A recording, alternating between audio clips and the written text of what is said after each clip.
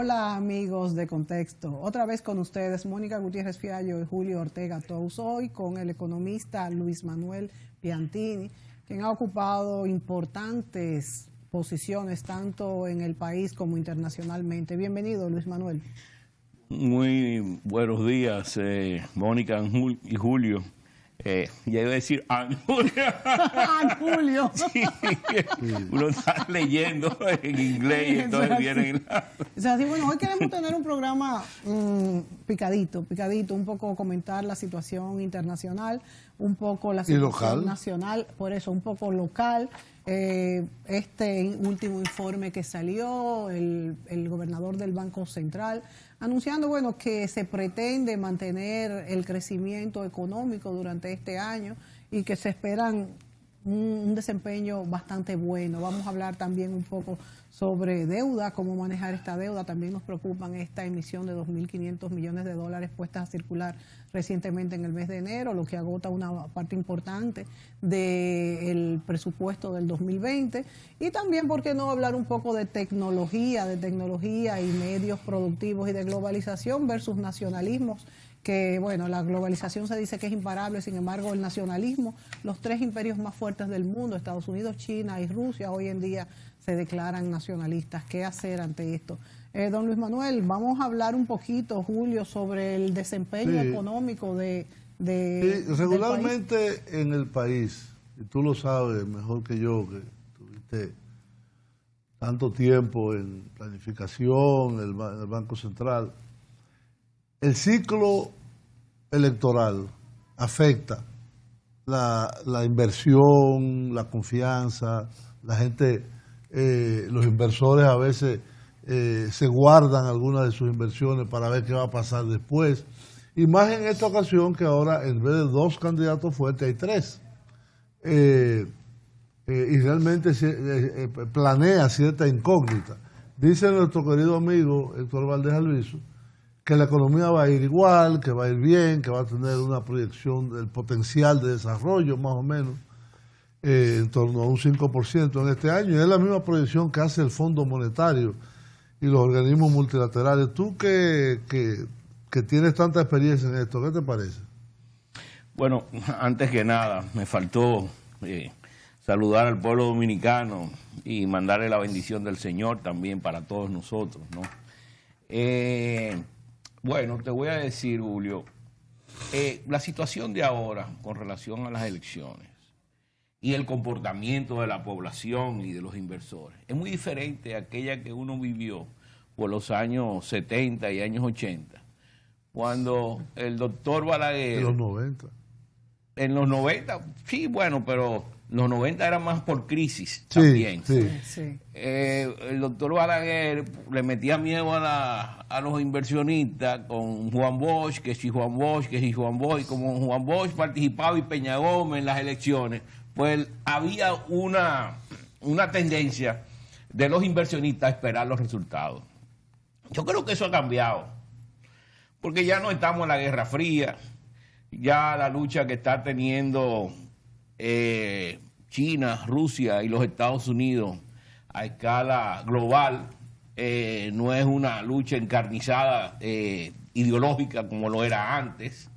Hay una lucha comercial por un lado y de una... Y geopolítica. Y de una potencia que perdió potencia, como es Rusia, que perdió la Unión Soviética y perdió su terreno, su territorio, ¿no?, de expansión.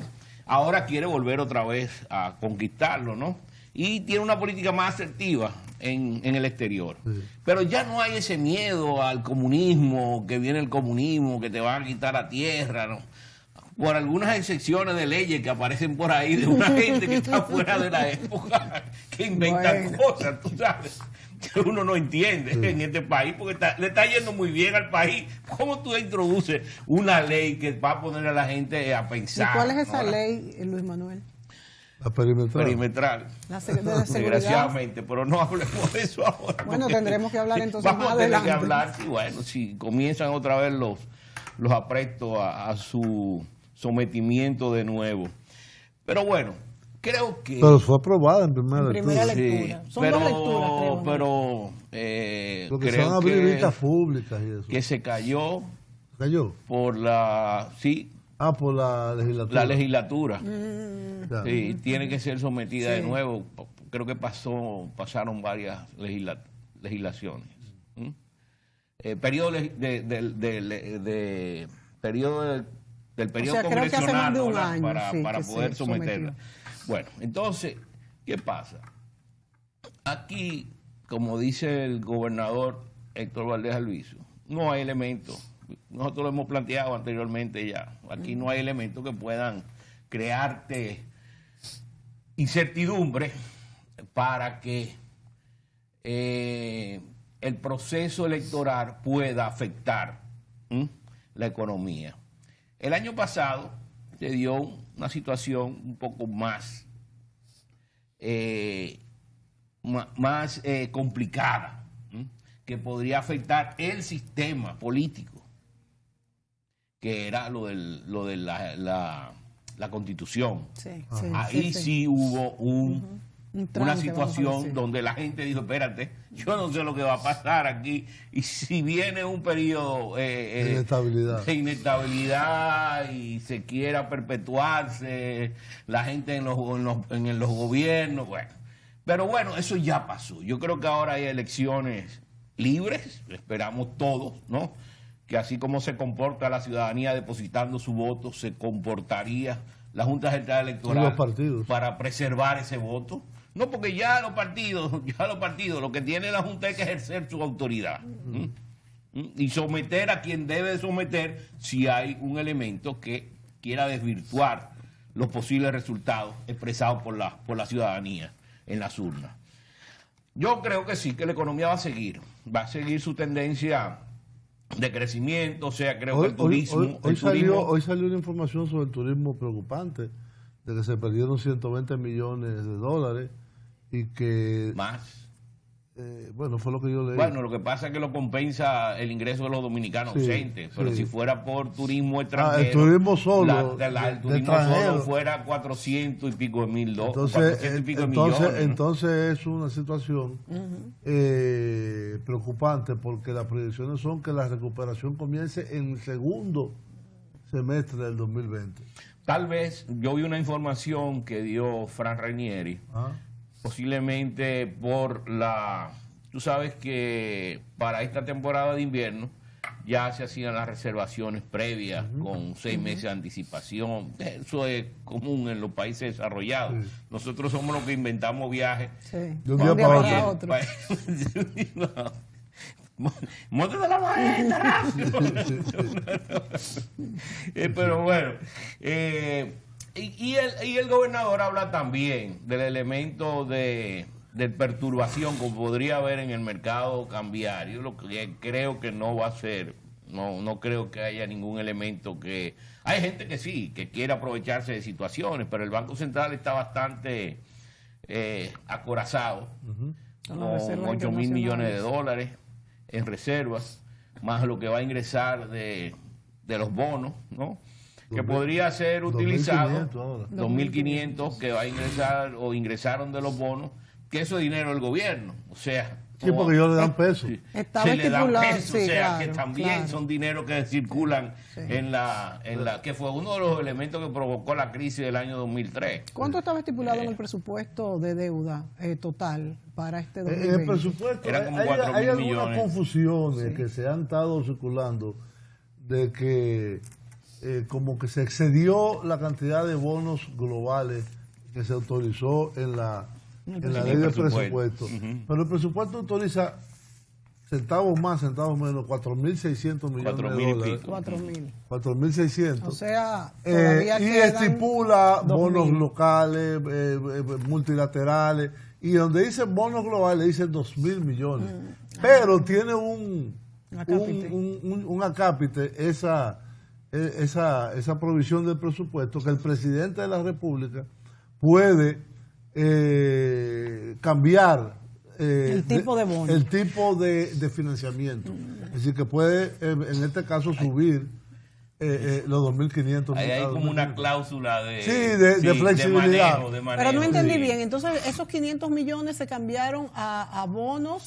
No, se emitieron bonos. Sí, claro, se metieron 2.500 bonos. Uno de 1.000 y otro de 1.500. Que era lo que estaban... Que era lo que estaba estipulado. Pero ahora, tú dices que de quiero 200, decir algo ¿cuál que era nadie la ha hablado de categoría eso. de los 200 en el presupuesto? 2.000. De 2.000, ¿cuál era la categoría? Bonos globales. Ajá, ¿y cuál es la diferencia entre bonos globales? Es lo mismo. Ah, pues entonces es lo mismo. no veo cuál es. Sí, bonos soberanos o bonos globales es lo mismo. Quiero destacar, si bien hay ese aspecto que el Ministerio de Hacienda y la Presidencia tienen la facultad, según el presupuesto aprobado, de mover los tipos de financiamiento, que uno de los bonos que se emitió, el de 1.500 millones, a 40 años. Eso es una excelente negociación. 40 años y 5.8% de tasa de interés. Casi 5.9. Sí, 5.8 y algo. Es una excelente colocación. Independientemente de si se violó o no se violó eso, o si existe o no, la provisión existe, yo la leí, de que de los 4.600 se pueden distribuir como sea necesario. ¿Y los 1.000? ¿En cuánto están, a cuántos años están a 10 colocados? años. A 10 años. Al 4 y pico por ciento, que mucho también, más bajo. 4 sí. 6 muy buena. Una buena tasa de interés. Pero Mira, imagínate, nosotros colocamos, cuando comenzamos en esto, en el periodo de Hipólito Mejía, 600 millones a 9,5. Sí. Sí, pero estaban más altas las tasas. No. No. ¿Era por riesgo país? Era por riesgo país. Sí. Era un momento que Era estábamos... más por riesgo claro, país. Era un momento que estábamos con mucho riesgo. Pero mira, se ha hablado mucho de la deuda, que yo te digo que uno tiene que preocuparse, y básicamente sería a través de dotarle al gobierno recursos. Claro, para más el ingresos manejo fiscales. presupuestario, ¿no?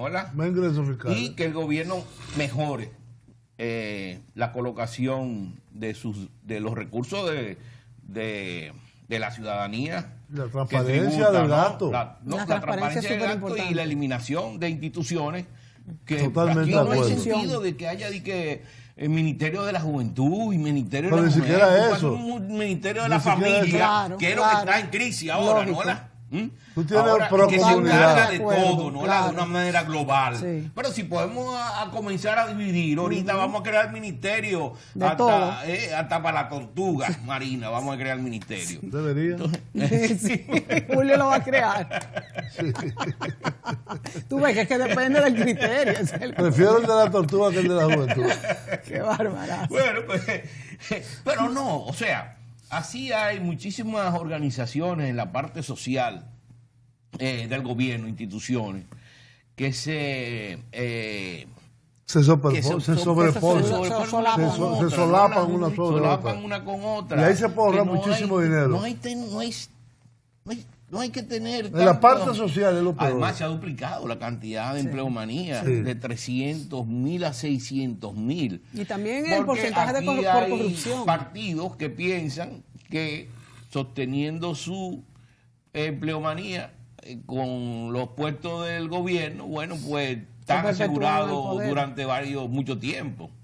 Y adicionalmente también hay la creencia de que el sector privado no cree la cantidad de recursos para la gente de abajo, y que eso lo absorbe el gobierno también. Eso, Sí. Julio, es una tendencia que hay, ¿no? De Sí, cómo pero reducir la pobreza. me parece exagerado pasar de 300 a 600. Bastante exagerado. Además, si tú me incluyes los ayuntamientos ahora que están cogiendo poder, ¿no? Ahí está el gobierno global, creo. No es solamente el central. No, lo que yo te digo es que ahora los ahora están ayuntamientos incrementando. que van incrementándose los recursos y van a necesitar Claro, de más empleomanía. y que más regidores, que no sé cuántos regidores y que cuántos diputados.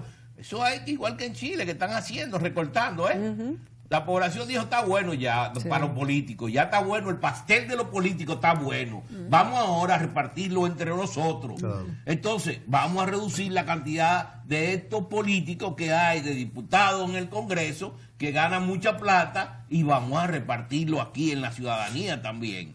Pues porque esa es la tendencia que hay ahora mismo para salvar al capitalismo, Sí. al capitalismo El capitalismo liberal, porque el capitalismo político, que es el capitalismo chino, bueno, ese ya es. Pero eso podríamos entrar en otro tipo de conversación amena más adelante, porque es más complicado el asunto, más profundo. Pero íbamos por el asunto de los bonos. De los bonos, ¿no? Colocados. Que fíjate, no es tanto. O sea, cuando tú vienes a ver, cuando esos bonos se van a pagar, tú estás viendo aquí, esto es un cuadro presentado por el amigo José Alfredo Guerrero, que hace unos trabajos en términos estadísticos fabulosos. Sí. Tiene su página en la web y tú se puede localizar ahí y te dice de qué periodo a qué periodo se van amortizando los bonos, que no es una cosa, y además tienen tasas fijas. Fíjate que estos bonos tienen tasa fija, que no quiere decir que viene una debacle, que va a subir la tasa a nivel internacional y que eso te va a provocar. No, son con tasa fija. Yo creo que el gobierno está haciendo una buena labor ahí. En la parte de crédito público, muchas sirenas que no conocen el tema, ¿no? Sí. Entonces, bueno, hay otros que quieren sobresalir. Ahora, lo que sí es pero cierto hay que tener cuidado. Que un país con una presión fiscal de un 14% y un gasto de un 18, un 19%, no puede mantenerse per secula seculorum. No. Tiene que haber una reestructuración. No, en eso estamos de acuerdo. En eso estamos de acuerdo con lo que está pasando. O sea, yo no sé si tú viste, o sea, ahora mismo la deuda global con relación al PIB global está en 170%. Cuando antes de la crisis estaba en 115%. Wow. ¿Pero de aquí? No, a nivel global. Del mundo. O sea que nosotros somos de los chiquitos. Están hablando del 50% y el mundo está en 170%. Los países grandes son China y Estados Unidos. Óyeme, son los más endeudados. Eso es yendo directo hacia una enorme crisis. Sí. Lo que pasa es que el hombre en su locura de vida vertiginosa no se da cuenta hacia dónde va, ¿no? Ese es el problema de la humanidad ahora. Porque hay países que tienen, bueno, Japón está en 270%. No, y China y Estados Unidos. No te explicas. Pero parece que no le preocupa. Creo que la confianza en Japón, pues fíjate, es cuestión de confianza. Es cuestión de confianza. ¿Qué ha creado la estabilidad del bono japonés en el mundo? La confianza en Japón. Porque tú me dices, un país con 200 y pico, aquí no estamos quejando por 50 y estamos a las 5 veces más. Tienen los japoneses. ¿Cuánto paga el bono japonés? No, nada. Hay veces igual que Estados Unidos, que está sumamente... O sea, que es por la confianza de mantener el valor de la moneda. Sí. Ese es el objetivo. Eso es la solidez de la economía. Por eso. No, y la incertidumbre. ¿Pero por qué lo compran? La incertidumbre que hay en términos de la economía global te hace que la gente tenga más confianza en un bono público que en un bono privado. Y lo prefiere ante ganar muy poco interés o casi nada. Que no gana nada. Claro, solamente en Europa son negativas las colocaciones de bonos. Yo creo que con algunas excepciones. Pero 0.7. En Alemania, mientras más fuerte es la moneda, más negativa es. Sí. Bueno, es la misma moneda. Es la misma moneda. Claro. Es más negativa es. O sea, mientras más fuerte es la moneda. Mientras más débil es la moneda, ya tú tienes tasa de interés positiva. Italia, Grecia, ¿no? España, no sé si, creo que España 0.7, pero tiene tasa de interés positiva, pero Francia la tiene negativa, Alemania la tiene negativa, los países nórdicos también la tienen negativa. Holanda fue que comenzó con eso, de tasa de interés negativa. Japón. Pero en Europa. Sí, cuando se adoptó. Así es. Creo que tenemos que ir a una pausa. Sí, pero antes de ir a la pausa, algunos economistas han criticado tomar estos bonos tan rápido en enero. Y se dice que ya casi toda la capacidad de endeudamiento está copada. Sin embargo, tú has dicho... No, son 4.600. Por eso, Julio. Tú has dicho que todavía quedan. Sí, entonces, bonos internos, multilaterales. 2.000 quedan entonces. Tú dices que son 2.100. Sí. Todavía quedan, o sea que no... Pero óyeme, el manejo presupuestario moderno... La gente no entiende mucho de eso. Y si tú necesitas para flujo de caja, para las razones que sea, del funcionamiento del Estado, ¿qué importa que tú lo hagas ahora, que lo hagas dentro de 4 meses? Bueno, también la gente, he oído que tienen miedo por las elecciones. No, pero aquí no. por las elecciones en los Estados Unidos, tú dirás. No, sí, no dicen porque eso. si es la tasa de interés a nivel internacional, Claro, serían se las elecciones en los afecta. Estados Unidos, Noviembre. Sí. que un Bernard Sanders, Sí. no, ¿verdad? Eso te altera los mercados. Tal vez algunos amigos que están sentados aquí no lo alteren. No. Pero los mercados Ojalá de gane Bernie capitales, Sanders. los mercados de capitales Sí sí se lo alteran. altera. ¿tú me O entiendes? Elisa Warren. Los que manejan el dinero a nivel mundial sí lo alteran. Se altera.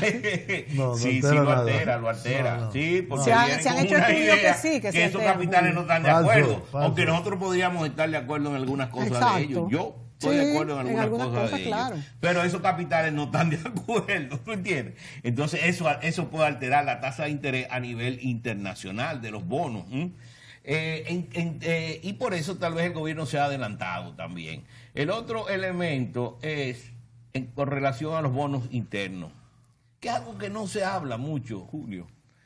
Fíjate, Hacienda. ¿qué ha permitido aquí que el gobierno se endeude internamente sin crear inflación? Al nivel que se ha endeudado internamente. Sí, los bonos Cuando Hacienda.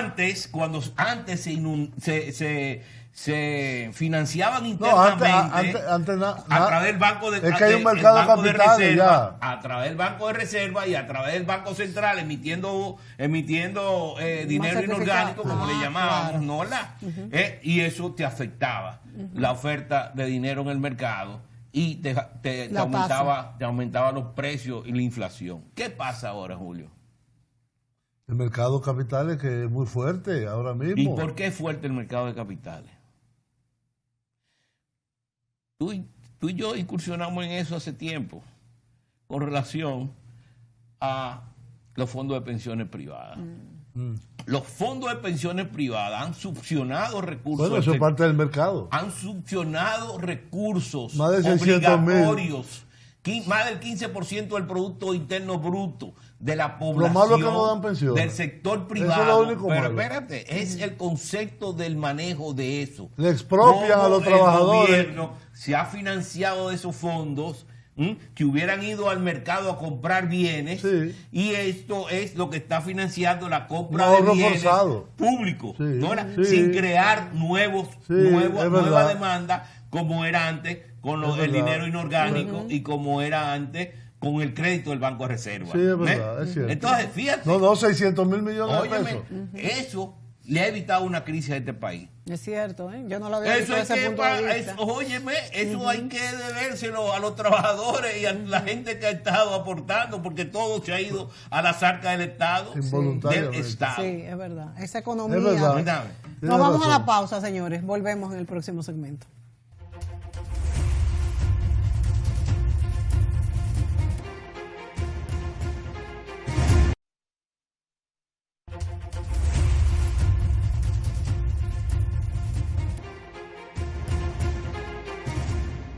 Luis Manuel Piantini, economista, nos acompaña en esta entrega. Explicaba a don Luis Manuel muy explícitamente un factor que no sabemos si todos ustedes están conscientes del papel que juegan en la economía y en la estabilidad de la moneda, y son los fondos de pensiones.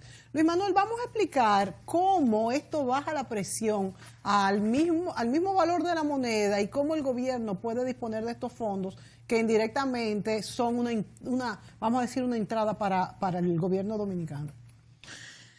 Bueno, fíjate, antes el gobierno se financiaba, estamos hablando hasta principios de la década de los 90, con emisiones del Banco Central y a través de adelantos, colocaciones de bonos, y también que se sigue haciéndolo con crédito del Banco de Reserva. Ahora, con la creación de los fondos de pensiones, que es un ahorro de a largo plazo, algo que los economistas vivimos añorando durante años en este país, porque no existían recursos suficientes de largo plazo para financiar empresas productivas, básicamente industriales, que tenían su retorno en base a la tasa interna de retorno que uno calculaba anteriormente, que era el 12% anual. O sea, vamos a decir que esa empresa en 8 años era que recuperaba su capital. Ahora no. Ahora en este mundo globalizado, la financialización quiere que lo que puso un peso hoy, ya mañana saquen 3. Sí. Y esa es la locura del capitalismo liberal de ahora. Sí. Que si no se ataja, va a llevar al hundimiento. O sea, porque ese es el problema también de la redistribución del ingreso y del empobrecimiento de la clase que no tiene participación en esa financialización, como me llaman ahora. Sí. Bueno, entonces antes no había recursos de largo plazo. Y uno decía, bueno, por eso los gobiernos iban a los organismos internacionales, BID, Banco Mundial, por eso se crearon, porque no había en el mundo suficiente creación de ahorro de largo plazo para disponerlo para el desarrollo del país, para la infraestructura, los programas de los gobiernos de hacer carreteras, presas, que esos son retornos de largo plazo, retornos de recuperación del capital. Sí. Entonces, Chile comenzó con esto en la década de los 80 y se comenzaron a crear rápidamente. Se comenzó con esto porque hubo se quebraron el sistema de pensión pública. O sea, el sistema de pensión pública generaba un déficit al sector público enorme. Porque no había el repago de los que no, o sea, lo que se pagaba era más que lo que se recolectaba y por eso quebró. No, era un sistema solidario en aquel momento. Sí, lo que pasa es que los estados, la gente pagaba, y los estados era que administraban esos recursos. Pero esos recursos casi nunca dieron porque el estado cogía esos recursos y entonces lo utilizaba para financiar su déficit también. Y nunca había un retorno sobre esos recursos. Entonces el Estado se hacía responsable cuando llegaba la hora de la pensión, de hacer frente a la pensión de la persona, hubiera o no hubiera recursos en los fondos, porque ya eso era una obligación del Estado. Claro. Pero el Estado no tenía esos recursos, pues ya lo había gastado, y mal gastado. Entonces, ¿qué pasa? Se crearon esos fondos en Chile y comenzaron a crear capital de largo plazo a una velocidad tal.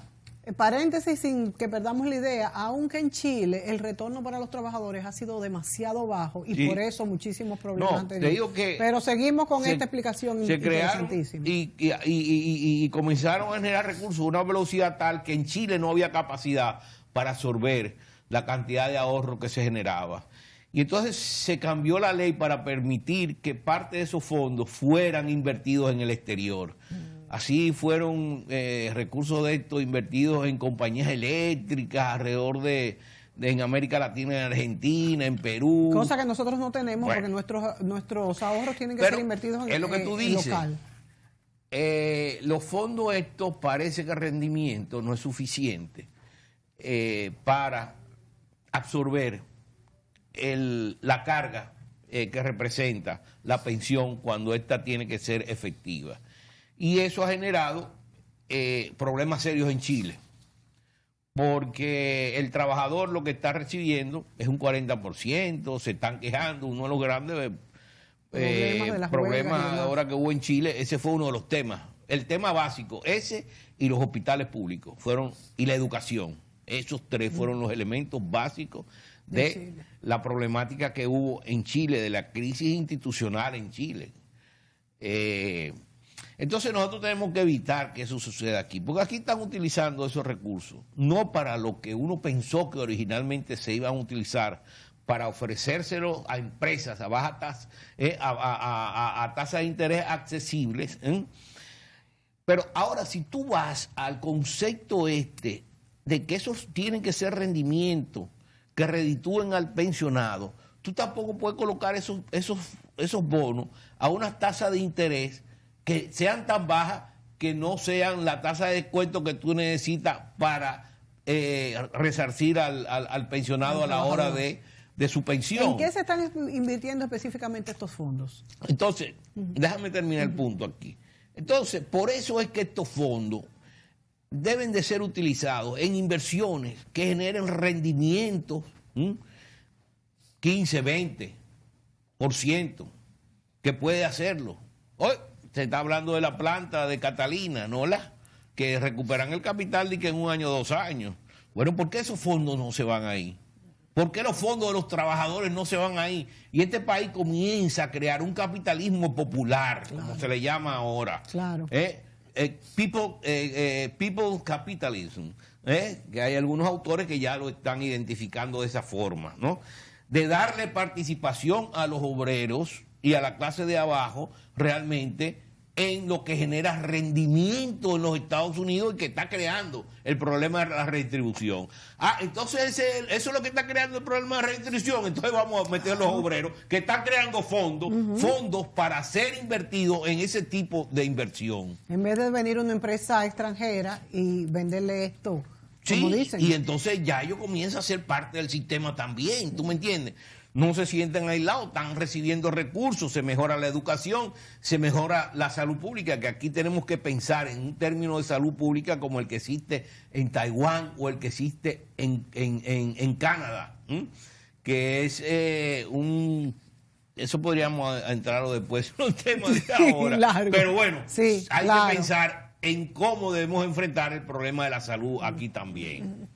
Ok, entonces, ¿en qué se están invirtiendo ahora mismo estos fondos de pensiones? En bonos del Estado o en certificados del Banco Central. Te dan intereses del 8%, pero al nivel salarial en este país, que es tan bajo, al momento en que el pensionado vaya a tomar su pensión, lo que le va a corresponder es un 30% Sin embargo, del salario mínimo, posiblemente, para morirse en una cama. Luis Manuel, fíjese que se han negado tanto el sector público e incluso el sector, tanto el sector privado, que se ha negado a que estos bonos sean invertidos en cuestiones manejadas por el gobierno así a largo plazo. Incluso el mismo gobierno ha tenido miedo en invertirlo. Se ha hablado incluso de viviendas para los trabajadores, se ha hablado de mucho. ¿Cuál es el riesgo? No, porque el gobierno coloca bonos, te pagan 7, 6%, 8%. Esos recursos los coge y tal vez lo invierte en esa autopista. Es un riesgo. Es el mismo riesgo que tú estás asumiendo con los bonos que si se lo invirtiera en la autopista. Porque al fin y al cabo el gobierno está haciendo lo que está haciendo con la autopista de Samaná. Sí, como quiera lo que va le a hacer. Está asegurando el retorno a los inversionistas extranjeros que hicieron esa inversión. Sí, sí. Que es un retorno, parece exagerado, ¿verdad? Sí, o ha habido totalmente. Una caída en el uso de la carretera. No, creo que pero siempre fue si exagerado. ha habido una caída en el uso de la carretera ha sido por la elevado costo que es transitar por esa carretera. Es que yo creo que por eso se cuidaron tanto de tener esto de que se use o no se use, porque se sabía que no iba a cumplir con esa meta, aunque se supone que iba a ir incrementándose. Es que es demasiado caro ese peaje. Y esta idea de que Punta Catalina pudiera utilizarse en que los trabajadores pudieran ser parte de esta inversión versus ofrecerla a un inversionista extranjero, cosa que veo que hay una gran oposición. Sería como después que se invirtió la cantidad de dinero, el esfuerzo que se invirtió en Punta Catalina, venderla por lo que se dice, si se vendiera a los trabajadores fuera algo muy distinto. Por eso es una opción. Es una opción que interesante. Se le venda a los trabajadores. Que en vez de vendérsela a capitalistas que realmente bueno, ya tienen forma de invertir porque tienen facilidad en el exterior, facilidad en este mercado para invertir, ¿no, verdad? Que sean los propios trabajadores los que se beneficien de eso. Claro.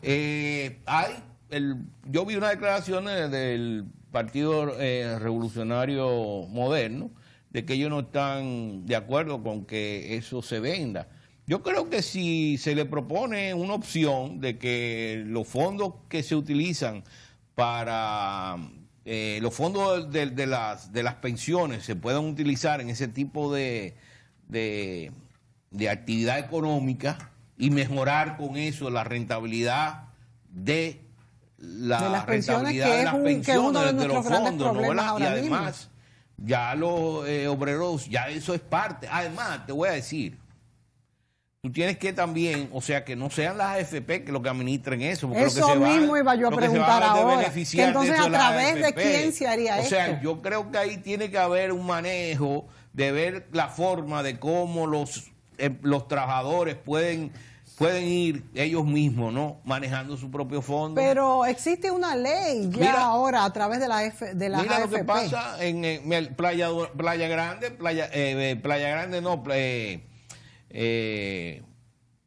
Capcana, Punta Cana, perdón, Punta Cana. Es que son tantas playas que hay ahora.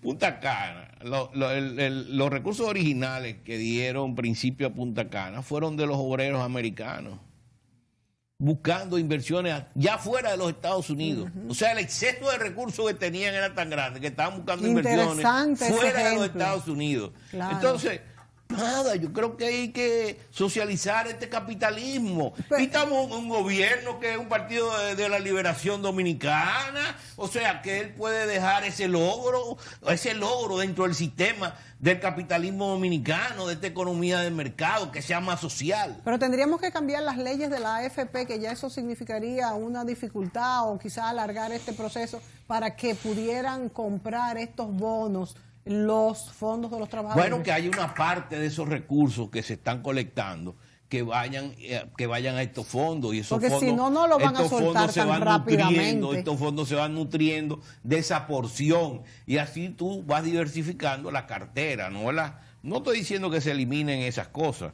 pero sí hay que mejorarlas. Sería una excelente porque no podemos iniciativa. llegar ya al precipicio. Todo el mundo dice viene el lobo, que viene el lobo, que viene el lobo, y llegó el lobo y nos comió el lobo a todo, como el cuento aquel, ¿no? No, y además que hay muchos países donde han explotado las masas, socialmente hablando, y ya se ha hablado mucho de las pensiones en nuestro país. Todavía no se ha dado la primera pensión y quizás por eso no es más latente. Pero una vez que las personas que se supone que han cotizado comiencen a ganar el 22%, que es lo que dicen los cálculos hasta ahora, yo creo que la gente se va a desesperar más de lo que está, porque es como usted dice, como todavía no ha llegado ese momento, la gente no se ha adelantado. El 22% es que es de demasiado rentabilidad, poco. ¿no? Es demasiado poco. Demasiado poco, y por lo bajo que es el salario dominicano también. El salario mínimo es Imagínense muy bajo. que ¿cuánto es que el salario mínimo de 15,000 pesos, de 16, de 20? Es que es muy poco. Vámonos a la pausa y volvemos con este tema.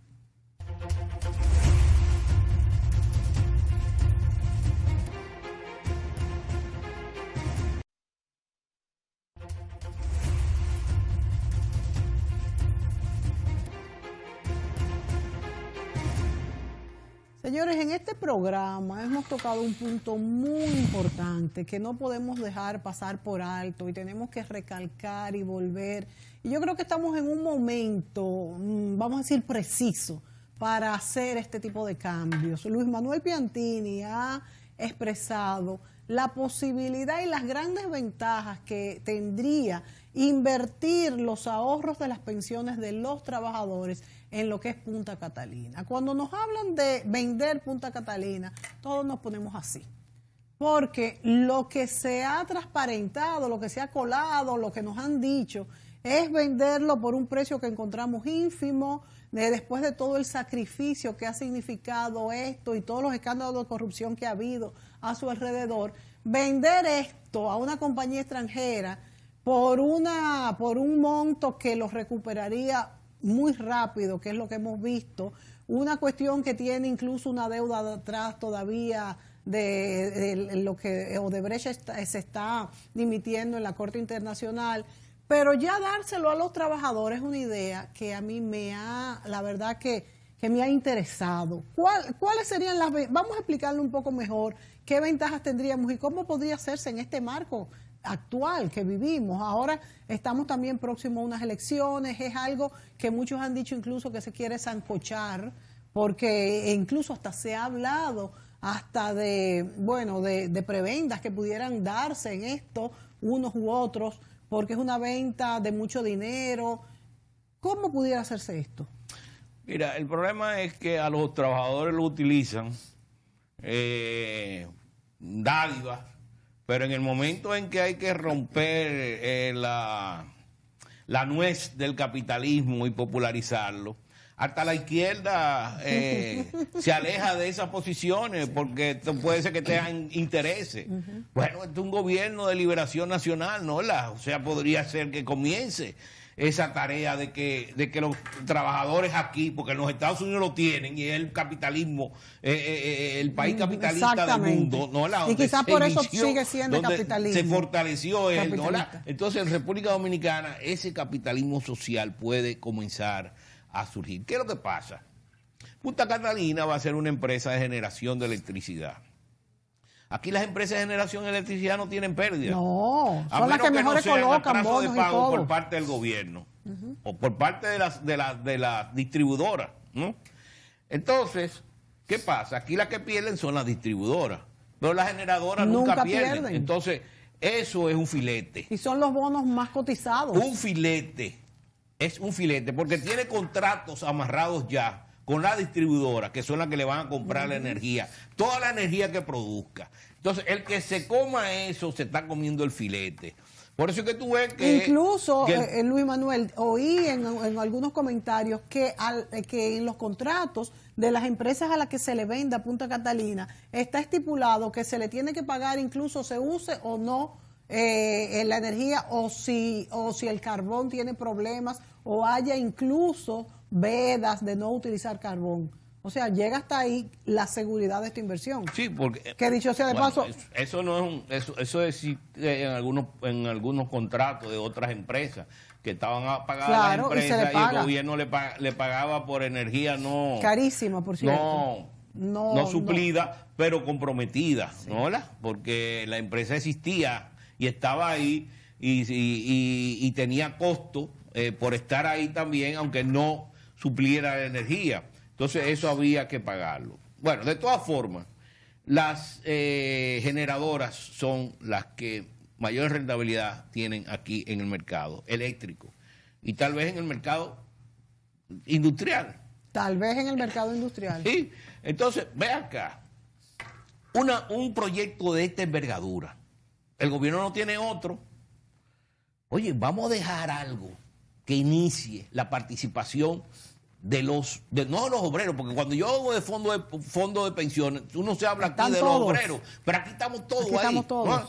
Se popularice el mercado de capital aquí, se popularice, permitiendo la compra de acciones de los fondos de pensiones y que esos recursos provean de un porcentaje de los fondos suplidos por todo el mundo, que se creen fondos para eso, manejado por lo que propietarios de esos fondos, no porque se creen unas instituciones financieras que yo no te digo que no hagan su trabajo, pero son las que se están ganando. ¿Cómo podría hacerse esto? Son las que se están ganando la rentabilidad de un capital de largo plazo, sí, que ha sido creado forzosamente por la ciudadanía dominicana. Sí, claro que es obligatorio contribuir. Pero ¿y entonces cómo se podría esto manejar, como usted dice, directamente por los trabajadores? Porque no entiendo cómo sería esto. Los fondos. Sí, pues que pueden crearse fondos populares, por ejemplo, ¿verdad? Que una parte de lo que se capte, de lo que aporten las empresas y los trabajadores para los AFP de ahora, una parte de esos vayan a esos fondos. Directamente. Y que esos fondos ya comiencen a ser manejados por comisiones, por propietarios de los propios. En algunos otros países recursos. Tenemos ejemplos manejados por los propietarios de los recursos. No te puedo decir, pero me supongo que sí, porque eso no tiene ninguna... Porque ¿cuál es la necesidad de un intermediario entre un trabajador que ahorra, si hay un sistema que fuera directamente a este tipo de inversión? Bueno, fíjate que no eran los obreros solamente. Los obreros participaron o participan en el comité de tripartito. El tripartito, ¿no? ¿Verdad? Sí. Pero tú pagas, sí, ¿no? ¿Verdad? Sí. Yo pagaba, sí. Los que están aquí pagan. o sea, pues tú no eres obrera, pero tú pagas porque ya tú recibes un salario, ¿no? ¿Verdad? Entonces, ahí hay que ver los mecanismos que podrían crearse para que los dueños de esos recursos sean los que manejen sus propios recursos, como las cooperativas, ¿no? Exacto, una especie de cooperativa. Sí. Bueno, la verdad es que a mí me parece interesantísima esta idea, esta sugerencia de cómo los fondos de pensiones pudieran primero ser dueños de algo que es una de las mejores inversiones en el país y al mismo tiempo proteger Punta Catalina para que esto no pase a manos extranjeras y podamos tener ese hay retorno. Algunos que dicen, bueno, que entonces se va a alterar el mercado de divisas porque para pagarle al Estado en dólares hay que ir a comprar dólares en el mercado. Yo te digo que no necesariamente, porque podría darse un proceso de compra parcial. ¿Cómo sería? O que tú vayas a comprar, que primero que no tengan que ir al mercado. Obligatoriamente, tal vez para pagarlo en dólares, tienen que estar en el mercado, ¿no? Sí. Pero que no sea un momento donde tú compras el 100%, sino que esas acciones se vayan comprando parcialmente, de forma de no crear una presión en un punto determinado en el mercado, ¿no? Sí. Y te dicen, bueno, no, porque un inversionista extranjero, un inversionista privado va a traer el dinero de afuera en dólares. Sí y no. Sí y no. O sea, no necesariamente. No necesariamente. Sí y no, porque pueden comprarse aquí adentro también. No necesariamente. Aunque hay mucho capital dominicano con recursos afuera depositados que podrían traerlo también. Eso es una ventaja que se den. Pero ahí se podría dar una mezcla de cosas. Yo no estoy diciendo que sean los obreros los únicos o los recursos de los pensionados, los únicos que vayan ahí, pero que haya una presencia. Una presencia. A mí me gusta mucho la idea y me gustaría que fuera la mayor parte los recursos de los pensionados o de los que se van a pensionar. Se nos acabó el tiempo. Excelente esta iniciativa de que Punta Catalina sean estos bonos o esta propiedad comprada por los fondos de pensiones y pudieran los trabajadores dominicanos comenzar a participar de lo que es, como dice Luis Manuel Piantini, un capitalismo social que mejoraría este retorno de inversión que ahora mismo es muy bajo para los trabajadores y no resuelve ningún problema. Gracias a Luis Manuel Piantini por estar con nosotros y a ustedes, amigos, por el favor de su audiencia. Hasta la próxima.